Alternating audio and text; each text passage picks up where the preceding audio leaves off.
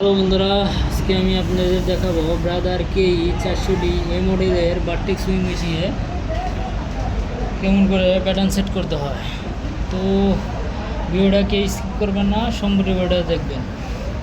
তো চলেন শুরু করা যাক। প্রথমে মেশিনের পাওয়ার অন করব। অন করে টেচ বাটন এবং টেনশন উন্নয়ন বাটন একসাথে প্রেস করব। প্রেস করলে আপনার প্রোগ্রাম নাম্বার আসবে। এখানে আমরা 400 নম্বর প্রোগ্রামে যাব। এখানে আপনার অফ থাকবে, অন করে দেবো।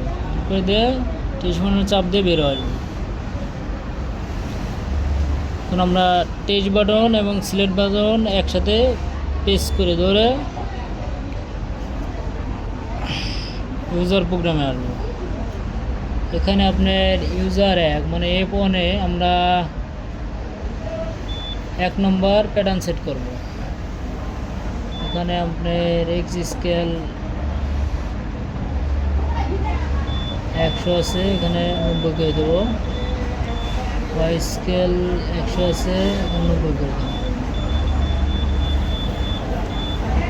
স্পিড 2000 আছে, 1800 করে দেবো। আমরা ইউজার 2-তে এখানে আমরা F2 সেট করে দেবো হলো 7 নম্বর প্যাটার্ন। এখানে আপনার স্পিড এক্স স্কেল 100 আছে থাকবে, ওয়াই স্কেল 100 আছে, স্পিড যা আছে তাই। ইউজার 3-তে F3-তে আমরা 10 নম্বর প্যাটার্ন দেবো।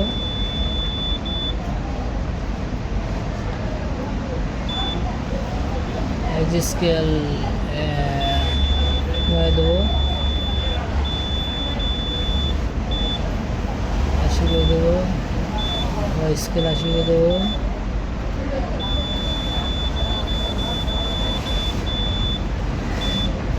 স্পিড আপনার মন মতন বাড়াইতে পারবেন, কমাইতে পারবেন, আপনার ব্যক্তিগত।